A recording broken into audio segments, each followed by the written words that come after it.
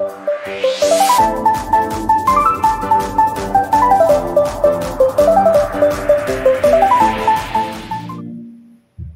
Surgawi, Bapak yang baik, saat ini kami buka hati, pikiran kami, jiwa dan roh kami, agar Engkau penuhi dengan firman. Roh Kudus, mari Engkau pakai hamba-Mu berbicara kepada kami semua, untuk menyatakan kehendak-Mu. Biarlah firman-Mu Tuhan menjadi bagian dalam diri kami, dan ajar kami untuk melakukannya. Mengasihi Engkau, mengasihi firman. Berbicaralah kepada kami ya Bapa, kami siap mendengar. Di dalam nama Tuhan Yesus kami berdoa. Haleluya. Amin. Shalom. Shalom. Puji nama Tuhan. Saudara-saudara dikasih Tuhan, hari ini khotbah saya seperti saya sudah share di grup. Judulnya Hati yang Menyembah.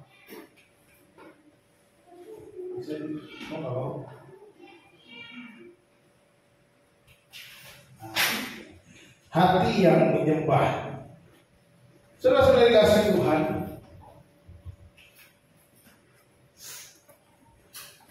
seorang yang beriman adalah seorang penyembah. Seharusnya begitu ya.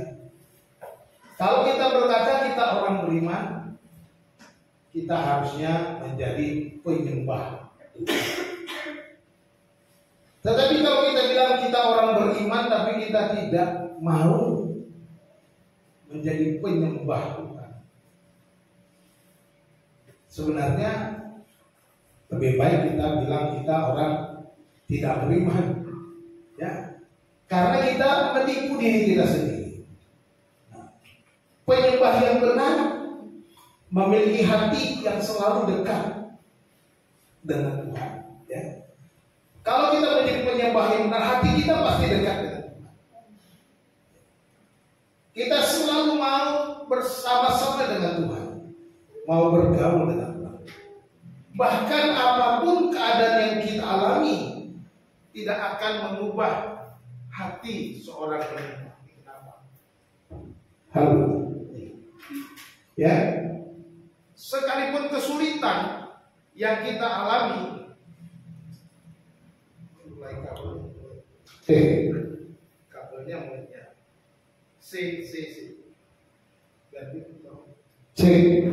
supaya tidak terganggu, kita tolong ganti mic aja.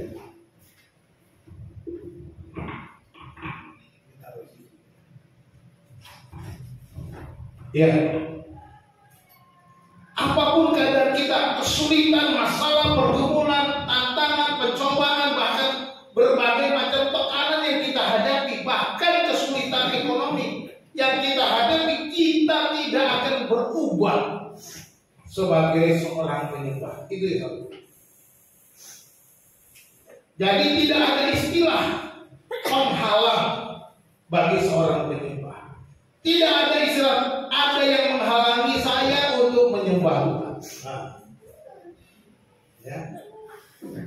Jangan jadikan apapun alasan-alasan untuk kita menghindari menyembah Tuhan. Kita akan melihat teladan dari Daniel sebagai seorang penyembah yang benar dalam Daniel 6 ayat 11 ya. Daniel 6 ayat 11 ya. Daniel pasal 6 ayat yang ke-11. Kalau di Alkitab ayat 11, tapi kalau di handphone saudara nanti ayat 10 ya. Ayat 10, saudara kalau buka handphone ayat 10.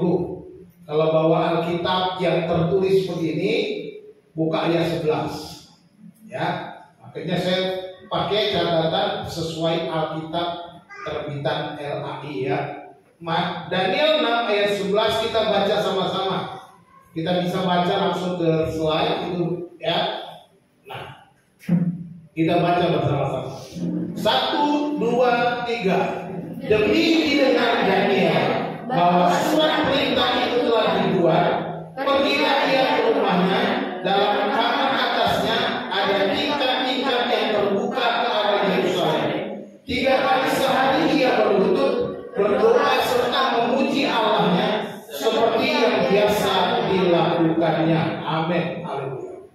Inilah Daniel, ya, luar biasa. Daniel berada di negeri kafir, penyembah berhala. Bahkan Daniel dan bangsanya menjadi bangsa yang terbuang di negeri Babel. Ya, mereka terbuang menjadi orang asing.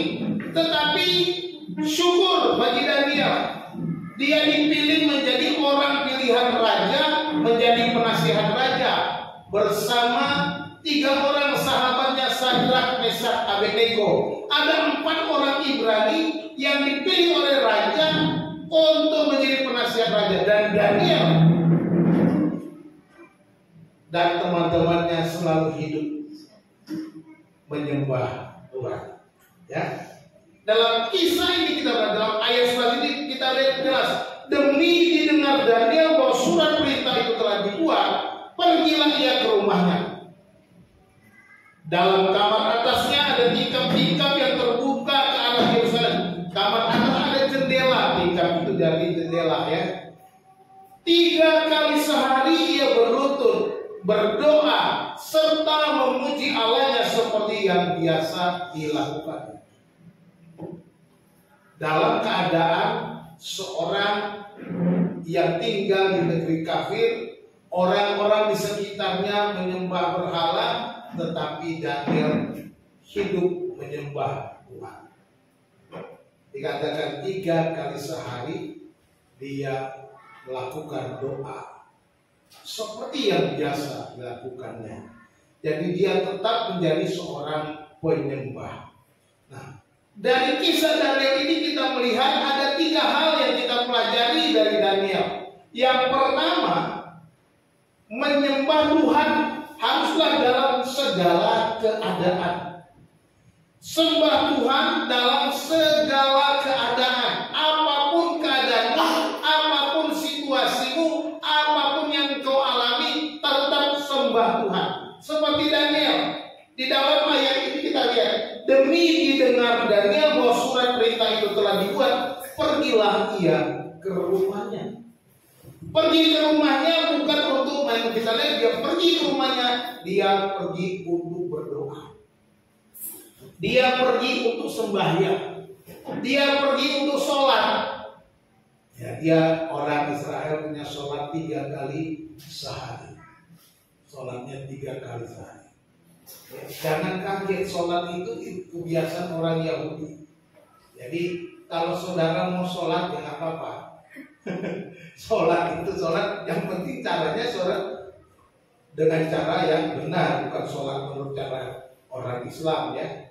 Kita bisa sholat, artinya kita punya mau 5 kali sehari seperti orang-orang saudara muslim kita buat sholatnya, kita berdoa 5 kali sehari, ya gitu, memuji Tuhan, kepada Tuhan, menyembah Tuhan seperti yang dilakukan, ya. Saudara-saudara dikasih Tuhan, surat apa yang didengar Daniel? Ya, kalau kita membaca ayat 8 sampai 10, ini adalah surat perintah dari Raja Darius. Ya, di mana ada orang-orang yang iri hati kepada Daniel. Minggu lalu saya khotbah tentang iri hati. Nah, kita lihat iri hati itu akhirnya menjadi niat yang jahat dari teman-teman Daniel yang bukan orang Ibrani. Mereka merasa Daniel ini begitu hebat, begitu dikasih raja karena dia bisa melakukan apa saja yang diminta oleh raja. Akhirnya mereka berusaha menjerat bagaimana supaya Daniel ini punya kesalahan. Akhirnya para penasihat raja yang iri hati, yang membenci Daniel ini, mempengaruhi Raja Darius supaya membuat surat perintah. Surat perintahnya apa? Supaya setiap orang selama beberapa hari itu tidak ada yang boleh menyembah yang lain selain daripada dewa, daripada Raja Darius, raja mereka. Kalau ada yang kedapatan menyembah dewa yang lain, Allah yang lain, maka dia akan dihukum masuk ke dalam gua singa. Nah, itu hukuman berat. artinya harus diterkam singa, dicari-cari, bahkan dimakan oleh singa. Mereka tahu bahwa Daniel ini orang yang saleh, orang Daniel ini tidak akan menyembah dewa. Daniel ini pasti akan melakukan kesalahan. Makanya mereka berangkat, mereka mencoba. Dibuatlah surat peraturan dan raja kata, oke, tanda tangan, cap meterai raja. Dan kemudian demi didengar Daniel, dia pulang ke rumah. Ketika dia pulang ke rumah, para pembencinya pun menguntit dari belakang. Ayo kita ikuti, ayo kita intip, ayo kita jebak, ayo kita tangkap basah. Kalau Daniel itu akan berdoa kepada Allah. Wah, kira-kira itu. Mereka berusaha menangkap basah Daniel yang menyembah kepada Allah. Dan memang itu yang terjadi. Daniel tahu isi surat. Daniel tahu kalau dia pergi menyembah Tuhan Allahnya, maka resikonya dia akan mati, maka resikonya dia akan diterkam oleh singa, maka resikonya dia akan mengalami kesulitan. Tetapi Daniel tidak menjadikan alasan-alasan itu untuk tidak menyembah Tuhan. Dia tetap menyembah Tuhan. Jadi kita harus menyembah Tuhan dalam segala keadaan. Harus menyembah Tuhan di dalam segala keadaan. Daniel tidak takut pada situasi yang mengancam dirinya. Nggak masalah bagi dia. Dia berpikir yang penting aku menyembah Tuhan. Kalau aku harus mati karena menyembah Tuhan, nggak ada masalah. Ya, ada masalah. Daniel tetap menyembah Tuhan, sekalipun harus menyerahkan nyawanya. Daniel sadar dia bukan Superman yang akhirnya bisa melawan singa. Dia sadar penuh, tetapi baginya lebih baik menyembah Tuhan daripada saya harus menyembah kepada dewa yang tidak jelas, daripada saya menyembah kepada dewa orang-orang kafir ini. Maka dia menyembah Tuhan, terserah apa yang Tuhan buat bagi dia. Itu yang harus kita lakukan. Inilah sikap yang benar yang harus kita teladani dari Daniel. Kita harus menyembah Tuhan di dalam segala keadaan. Jangan karena situasi-situasi yang sulit kita tidak mau menyembah Tuhan. Ini sebuah ilustrasi. Beberapa tahun lalu, tahun 98, mungkin awal-awal saya masuk di wilayah hukum Ciledug masih. Ya, mungkin Mama Seli masih ingat, Mama Tini masih ingat. Ya. Ketika kami sedang ibadah, ya, ketika ibadah, tiba-tiba ada Pak RW datang, ada ketua pemuda datang, meminta saya turun dan menghentikan ibadah. Saya bilang apa? Selesai ibadah saya baru turun. Saya lagi ibadah gak mau turun. Selesaikan ibadah sampai selesai baru saya turun. Apa yang dilakukan? Saya diancam. Saya diancam supaya tutup ini gereja. Jangan sampai ada ibadah lagi. Sang pemuda berkata, Pak, saat ini kami sudah siap, para pemuda di sini. Kalau terjadi apa-apa dengan teman ini, kami tidak tanggung jawab. Dengan mudahnya dia berkata begitu. Saya juga menjawab. Ingat, kalau terjadi apa-apa di tempat ini, saya akan cari kamu duluan. Dia ancam saya ancam balik. Saya bilang, saya akan cari kamu duluan. Lalu dia bilang, Bapak tidak boleh ngomong begitu. Saya balik lagi, kamu yang tidak boleh ngomong begitu. Coba. Kamu ancam diri saya, berarti saya tahu kamu provokator. Akhirnya semua berlalu dan bisa dilewati. Puji Tuhan, tidak ada yang datang untuk menyerang. Ya. Bahkan Pak Rusman yang waktu dulu masih hidup, dia bilang, dia keluarga takut gitu. Ingat ya, saya ini orang jahat. Saya di sini jadi orang baik. Kok kamu larang-larang saya jadi orang? Kamu mau saya jadi orang jahat lagi? Diancam lagi, dikeluarin takut. Saya sudah jadi orang baik, kamu suruh saya jahat lagi? Dia bilang begitu. Ya, itu yang terjadi. Puji Tuhan, hari ini kita masih bisa beribadah. Semua karena apa? Karena Tuhan melindungi. Karena firman Tuhan katakan alam maut tidak akan dapat menguasai gereja Tuhan. Gereja Tuhan itu bukan organisasi, tetapi orang-orang percaya yang setia, yang menyembah Tuhan, yang menyerahkan hidupnya kepada Tuhan.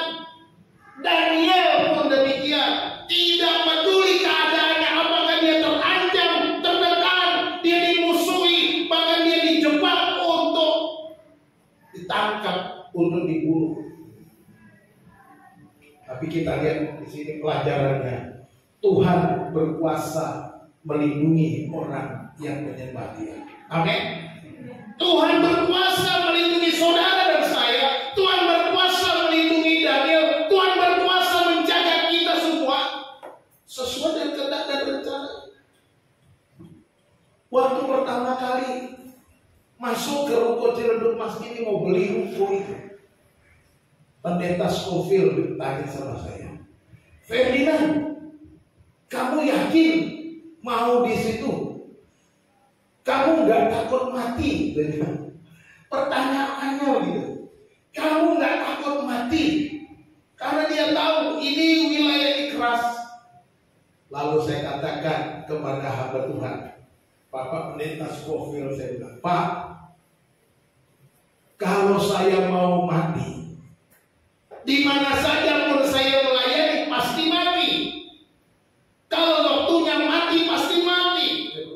Saya pergi ke Papua, saya pergi ke Lampung, saya pergi ke Kalimantan. Kalau waktunya mati pasti mati. Tetapi ini panggilan saya. Saya sudah berdoa. Ini ada jemaat yang saya layani, dan saya sudah berdoa untuk jemaat ini. Maka saya tidak akan meninggalkan jemaat ini.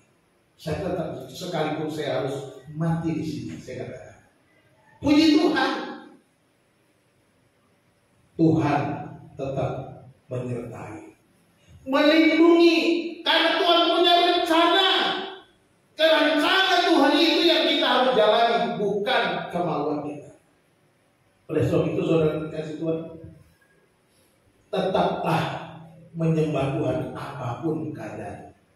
Gak usah takut, karena Tuhan mampu melindungi kita dari apapun yang kita hadapi. Kesulitan ekonomi, dari kesulitan jasmani, semua Tuhan pasti memberikan jalan keluar yang terbaik. Amin. Yang kedua, menyembah Tuhan dengan setia. Ya. Kita harus menyembah Tuhan dengan setia. Dikatakan dalam kamar atasnya ada tingkap-tingkap yang terbuka ke arah Yerusalem. 3 kali sehari ia berlutut. Jadi perhatikan yang warna merah itu. 3 kali sehari ia berlutut. Ini menunjukkan bahwa kesetiaan Daniel menjalankan ibadahnya, kesetiaan Daniel menjalankan penyembahan kepada Tuhan.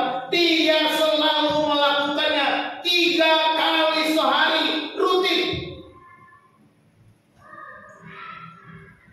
Dia menghadap Tuhan. Ya. Orang Israel kiblatnya ke Yerusalem. kiblat. Nah, jadi kalau mereka sholat harus menghadap Yerusalem. Orang Muslim juga zamannya Nabi Muhammad itu sempat kiblatnya ke Yerusalem, tapi kemudian diubah ke Ka'bah, ke Mekah. Setelah Mekah itu dibersihkan dari semua penyembah-penyembah berhala yang ada di Arab pada waktu itu, dan tinggallah satu saja yang disembah, dan mereka semua menghadap ke Mekah. Jadi orang Islam itu sebenarnya orang Kristen yang model Yahudi, gitulah kira-kira. Karena mereka kembali menerapkan hukum-hukum orang Yahudi. Terserah mereka pendapatnya begitu. Tapi itu yang saya pandang. Karena halal dan haram sama seperti orang Yahudi halal dan haram.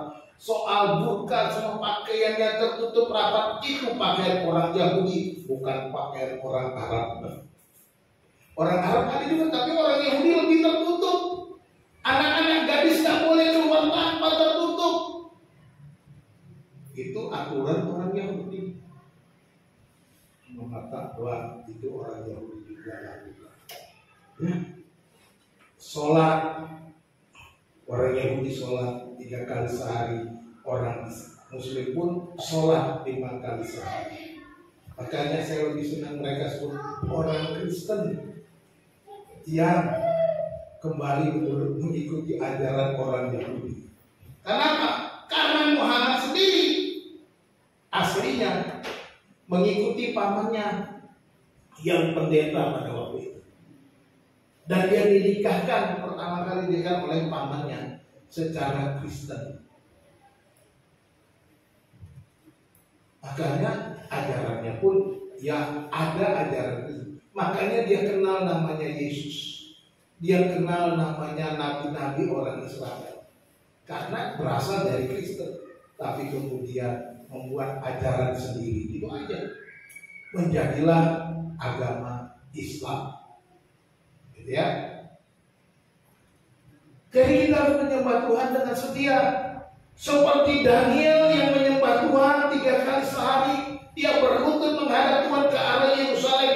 Jadi penyembahan bukan dilakukan saat kita butuh sesuatu saja. Ya, jangan penyembahan kita hanya kalau kita butuh, kita berdoa. Kalau butuh berdoa, kalau lagi makan berdoa, kalau lagi kejepit berdoa, kalau lagi susah berdoa, kalau lagi menderita berdoa, kalau lagi butuh pertolongan Tuhan. Tapi kalau lagi happy-happy, lagi senang-senang, lagi tidak ada masalah, lupa sama Tuhan. Lagi banyak uang, lupa sama Tuhan. Lagi tidak ada uang, baru cari Tuhan. Tuhan, bayar kontrakan Tuhan. Tapi kalau uangnya banyak, boro-boro dia minta sama Tuhan. Dia merasa semuanya sudah terpenuhi. Jadi saudara dikasih Tuhan, kalau saudara kekurangan bersyukurlah. Karena di sana saudara sedang diajar untuk selalu bergantung kepada Tuhan. Jadi jangan lakukan ibadah itu hanya karena butuh, hanya kepada waktu-waktu yang kita saat-saat kita memerlukan Tuhan saja. Daniel memiliki kebiasaan orang Yahudi dengan menyembah Tuhan 3 kali sehari. Daniel melakukan ibadahnya dengan setia, sekalipun ia ada di negeri asing dan di dalam ancaman. Dia tetap setia beribadah, walaupun dia di lingkungan orang-orang yang tidak percaya. Dia tetap setia beribadah, walaupun ada surat ancaman bagi dia. Dia tetap setia beribadah, walaupun ada tekanan bagi dia. Dia tetap setia beribadah, sekalipun teman-temannya membenci dia. Dia tetap setia beribadah, sekalipun situasinya membawa dia untuk menjauh dari Tuhan. Tetapi Daniel tidak goyah. Saudara dikasih Tuhan, Daniel ini bukan orang sembarangan. Ya, bukan orang sembarangan. orang-orang yang dipilih raja menjadi penasihat raja. Pada waktu itu adalah yang dipilih dari orang Ibrani harusnya adalah orang-orang dari kaum bangsawan. Lihat, dan yang ini artinya berasal dari kaum bangsawan orang Yahudi. Tetap perhatikan, sekalipun dia orang bangsawan, sekalipun dia orang yang terhormat, tetapi dia tetap setia menyembah Tuhan Allah. Kedudukannya, latar belakangnya, posisinya tidak membuat dia besar kepala, tidak membuat Daniel lupa kepada Tuhan, tidak membuat Daniel abai dalam penyembahan, tidak membuat Daniel untuk meninggalkan Tuhan.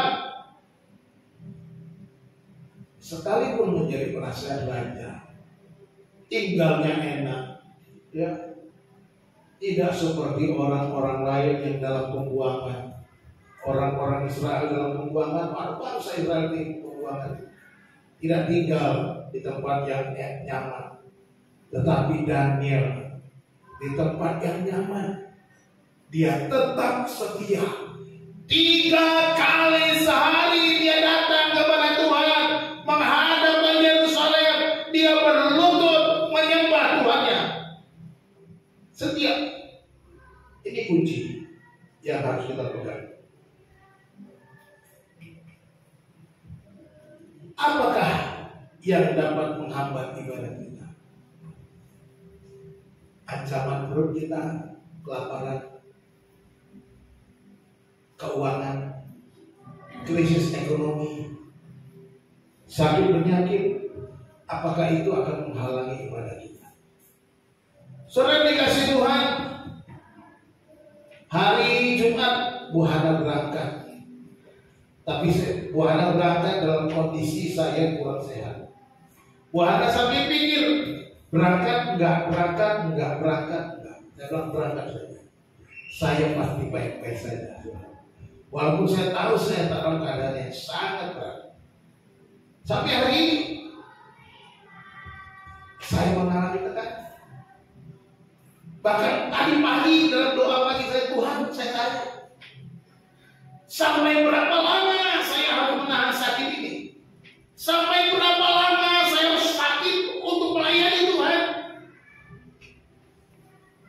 Mengapa tidak ada obat yang menyembuhkan saya?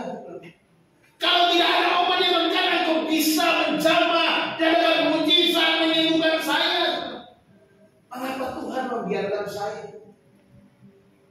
Saya cuma bilang, tapi Tuhan beri aku kekuatan. Sekalipun sakit ini harus mengalami, sekalipun aku harus menderita, sekalipun dalam tekanan, aku mau datang untuk menyerahkan diri kepada apapun yang Tuhan lakukan. Setia, itu aja. Setia saja. Jadi mari kita tetap setia beribadah, ya. Penulis Ibrani berkata, janganlah kita menjauhkan diri dari pertemuan-pertemuan ibadah kita seperti dibiasakan oleh beberapa orang, tetapi marilah kita saling menasihati dan semakin giat melakukannya menjelang hari Tuhan yang mendekat. Penulis Ibrani menasihati kita supaya jangan abai, jangan lalai, jangan menjauhkan diri dari pertemuan-pertemuan ibadah. Jangan sampai, ya, hari Jumat kemarin kita harusnya ibadah di rumah Pak Ginting, tapi hujan menghalangi kita. Saya tahu nggak mungkin ibu-ibu datang dalam kondisi hujan deras. Kalau datang kasihan juga, karena banjir di mana-mana. Ya, bayangkan di apa namanya itu, di Joglo itu batas itu dekat Yadika itu pasti banjir. Om Abel pasti sulit pulang. Kalau dia dari berangkat sulit. Saya tuh kaget malam, Ciledug indah sudah banjir. Ya nggak apa-apa. Yang penting ada semangatnya, dan apa yang saya buat? Ayo kita berdoa bersama. Sekalipun kita dihalangi, kita tetap menyembah Tuhan. Saya ajak, ayo kirimkan pokok doa. Ada yang kirim pokok doa, ada mungkin yang nggak on, ya sudah tak apa-apa. Tapi saya doakan juga yang nggak kirim pokok doa. Kita berdoa bersama-sama jam 8 tepat sesuai jam di HP masing-masing. Kita berdoa untuk pokok-pokok doa. Puji Tuhan. Sekalipun kita nggak kumpul, nggak ketemu, kita tetap menyembah Tuhan. Jangan sampai karena hujan kita malas lalu langsung tidur. Hujan-hujan enak tidur borok, ya kan? Tapi puji Tuhan, kita berdoa bersama-sama. Jadi ingat baik-baik. Kalau kita terhalang seperti kemarin, kita akan tetap doa. Saya tadinya mau buat link Zoom, tapi saya pikir bikin Zoom juga nanti hujan-hujan sinyalnya jelek. Ya kan? Kemarin biasanya Zoom linknya sinyalnya jelek. Akhirnya ya udah, kita berdoa bersama, jamnya sama-sama bareng-bareng kita berdoa. Akhirnya bisa ikut berdoa. Bu Hana dari Jogja bisa ikut berdoa walaupun jauh, ya kan? Kita berdoa. Jadi jangan meninggalkan pertemuan-pertemuan ibadah. Karena apa? Hari Tuhan sudah mendekat. Ya. Kita harus setia seperti Daniel. Kita sudah enak di negeri kita ini. Ya, kita enak, kita bisa bebas beribadah, kita bisa berdoa, kita bisa memuji Tuhan. Harusnya kita mensyukuri keadaan kita. Ya. Dan kita harus tetap setia. Sembahlah Tuhan dengan setia. Yang ketiga, menyembah Tuhan itu sebagai sebuah kebutuhan. Ya. Menyembah Tuhan sebagai sebuah kebutuhan. Firman Tuhan katakan 3 kali sehari ia berlutut, berdoa, serta memuji Allahnya seperti yang biasa dilakukannya. Ini adalah seperti yang biasa dilakukannya. Ini menunjukkan apa? Penyembahan, doa itu adalah kebutuhan, bukan suatu kegiatan rutinitas, bukan suatu kegiatan yang sewaktu-waktu butuh, tapi jadikan kebutuhan karena menjadi suatu kebiasaan. Ya. Apa sih kebutuhan utama kita? Kita tentu punya kebutuhan, kan? Sebagai manusia kita butuh makan dan minum untuk kesehatan kita, untuk kekuatan tubuh kita. Tubuh jasmani kita perlu makanan, perlu nutrisi, perlu kesehatan supaya kita sehat, maka kita harus makan dan minum yang bergizi. Ya, gitu. Tubuh kita saja secara jasmani memerlukan makanan, maka rohani kita juga harus diberi makan. Manusia batinia kita juga harus diberi makanan rohani. Makanan rohaninya apa? Doa, ibadah, penyembahan, penyerahan kepada Tuhan. Ini yang harus. Ini adalah makanan rohani kita. Ya. Kalau kita tidak punya hubungan baru dengan Tuhan, tidak punya hubungan yang baik dengan Tuhan, maka rohani kita loyo. Loyo, lemah, tak berdaya. Ya. Maka kita tidak kuat secara rohani. Ketika ada badai datang, ketika ada pencobaan, ketika ada berbagai macam kesulitan, kita lemah, kita tidak bisa mengatasinya, kita tidak bisa menghadapinya. Karena apa? Karena kita tidak pernah memberi makan rohani kita. Tetapi kalau rohani kita kuat, rohani kita selalu mendapat makanan yang baik, rohani kita selalu diberi makanan yang bergizi, kita punya hubungan dengan Tuhan, kita selalu beribadah kepada Tuhan, kita menyembah Tuhan. Ketika kita beribadah, kita diisi dengan firman Tuhan, kita diisi dengan kuasa Roh Kudus, kita diisi dengan kebenaran-kebenaran firman Tuhan. Dan ketika kita menghadapi pencobaan, kita kuat. Apa yang kita dengar, apa yang kita terima, apa yang kita telah terima dan kita simpan di hati kita dengan firman Tuhan yang kita dengar, maka itu akan memberikan kita kekuatan, memberikan kita kemenangan, memberikan kita kemampuan. Kalau kita mau berperang secara rohani, katanya kan harus pakai apa? Melawan harus dengan pedang roh, yaitu firman Tuhan. Kita perlu pedang roh untuk melawan. Kita perlu doa supaya kita punya kekuatan.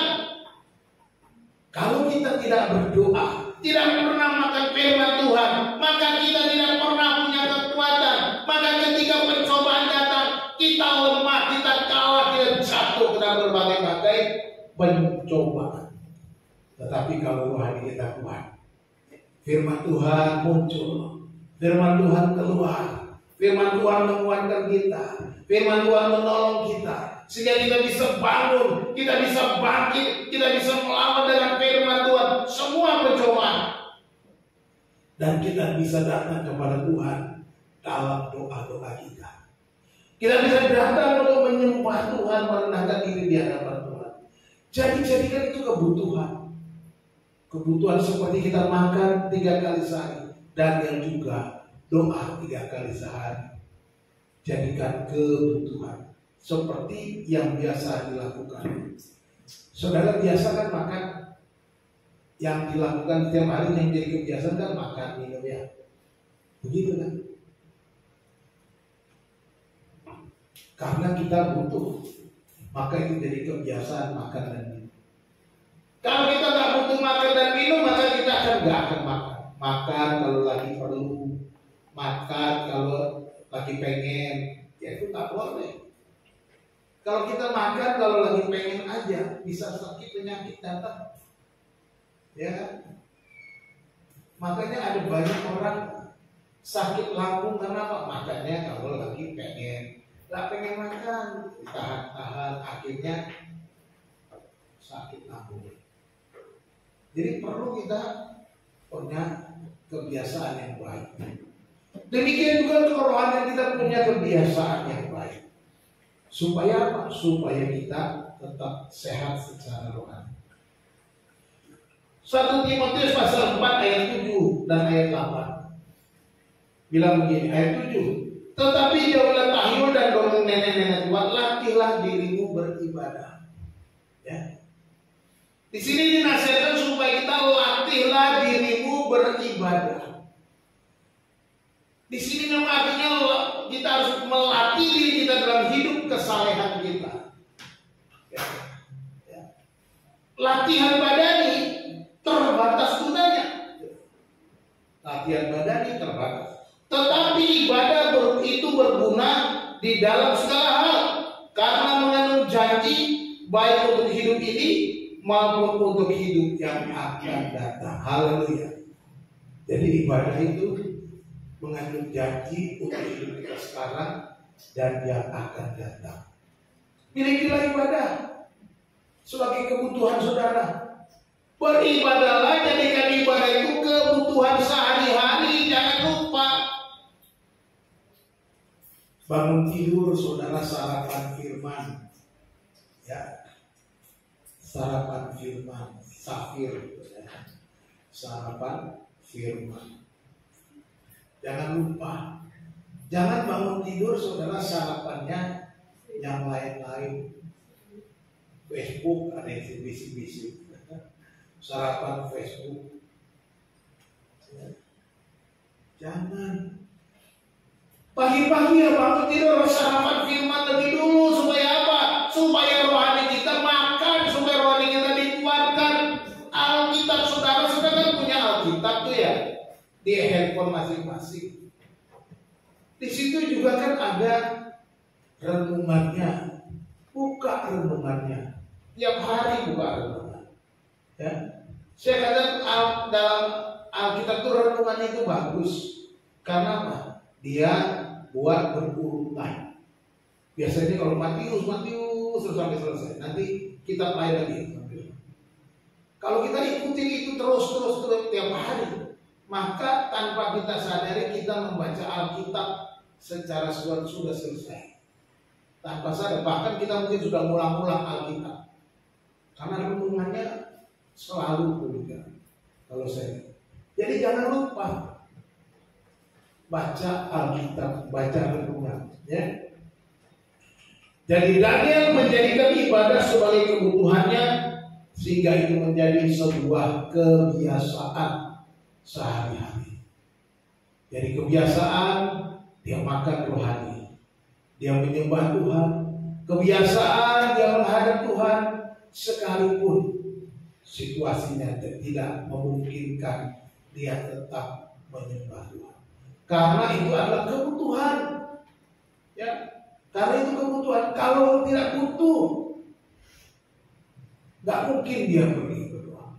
Karena dia menjadikan itu kebutuhan, maka dia melakukannya itu dengan tekun. Beribadah, menyembah Tuhan dengan tekun menjadi sebuah kebiasaan. Jadi jadikan ibadah itu sebuah kebutuhan saudara setiap hari. Ya. Ibadah memang ya ada ibadah bersama seperti sekarang ini. Ibadah hari ini, ibadah hari Jumat, ibadah pemuda remaja. Tapi ada juga ibadah pribadi.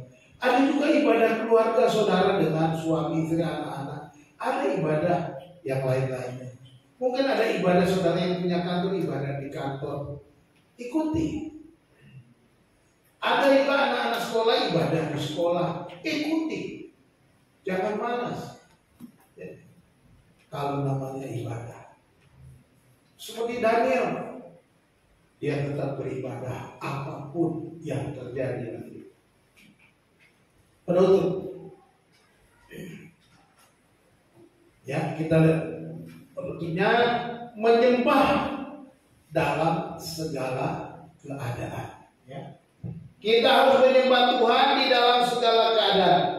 Jangan takut ancaman apapun, sebab Tuhan sanggup memelihara. Amin. Daniel tetap menyembah Tuhan. Daniel tetap masuk gua singa. Tetapi Tuhan melindunginya di gua singa. Tuhan berkata, kau tidak akan mati di gua singa. Ada waktunya. Tuhan bisa membuat singa-singa lapar itu tidak nafsu kepada Daniel.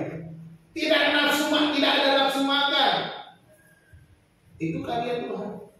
Demikian juga kita, apapun yang kita hadapi, jangan takut aja. Jangan biarkan situasi menghalangi kita untuk menyembah Tuhan. Situasi apapun. Pak, saya lagi kesulitan uang. Saya harus cari uang hari ini. Saya harus begini-begini. Maaf, saya tak pergi gereja. Carilah uangmu, maka kamu akan rugi. Cari uang kok harinya hari Tuhan. Lupakan. Tuhan aja mengajar kepada orang Israel, ingat dan kuduskan hari Sabat. Ada 7 hari seminggu, tapi hari yang ke-7 engkau harus beristirahat katanya. Orang Israel hari Sabat itu hari Sabtu. Mereka berhenti, tidak melakukan apa-apa. Tapi kita sebagai orang percaya, hari Minggu sudah dijadikan hari ibadah. Di seluruh dunia dibuat tanggalnya merah untuk kita beribadah. Kita malah pergi cari duit. Keliru. Dosa. Ibadah dulu utamakan. Ibadah dulu utama. Menyembah Tuhan harus dengan setia. Ya. Setialah menyembah kepada Tuhan. Dengan demikian buatlah komitmen untuk tetap setia beribadah setiap waktu. Hari ini sudah dengar firman Tuhan, sudah melihat Daniel. Coba kita buat komitmen. Katakan kepada Tuhan, Tuhan, mulai hari ini saya akan setia beribadah. Mulai hari ini, tiap-tiap hari saya akan beribadah. Mulai hari ini saya akan setia untuk baca firman, untuk sarapan firman setiap hari. Buat komitmen. Mulai hari ini setiap malam saya akan beribadah kepada Tuhan dengan keluarga saya. Buat komitmen. Jangan cuma dengar Daniel begitu di dalam uang. Hebat benar ya firman Tuhan, tapi kita nggak ada perubahan. Menyembah Tuhan jadikan sebagai sebuah kebutuhan. Jadikanlah ibadah sebuah kebutuhan rohani. Sediakan waktu bagi Tuhan untuk bersama Dia secara pribadi. Sediakan waktu secara pribadi dengan Tuhan. Kalau memang ini adalah kebutuhan saudara. Oswald Chambers bilang begini, hubungan pribadi dalam ibadah penyembahan kepada Allah adalah unsur penting terbesar dalam kesiapan rohani. Kesiapan rohani kita, rohani yang terus bertumbuh adalah orang yang beribadah kepada Tuhan. Tuhan Yesus memberkati kita berdoa. Bapa, terima kasih untuk kebenaran firman pada pagi hari ini. Apa yang sudah kami dengar, apa yang sudah kami baca dari firman Tuhan, kami pelajari dari kisah Daniel ini Tuhan. Biarlah kami memiliki hati yang sama seperti Daniel, menjadi hati penyembah Tuhan. Tidak takut apapun situasi dan kondisi kami, dan tetap setia beribadah, dan kami menjadikan itu sebagai kebutuhan hidup kami. Karena kerohanian kami memerlukan firman Tuhan, memerlukan kuasa Allah bekerja dalam hidup kami untuk membentuk kami, menguatkan kami. Terima kasih Bapa di surga, terima kasih Tuhan. Hamba bersyukur kepada atas perawatan tengah kami. Hamba berhenti berbicara, ya Roh Kudus biarlah Engkau terus berbicara kepada kami, mengingatkan kami untuk kami selalu beribadah. Jadikan kami penyembah-penyembah yang benar. Terima kasih Tuhan. Kami berdoa di dalam nama Yesus dan kami. Haleluya. Amin.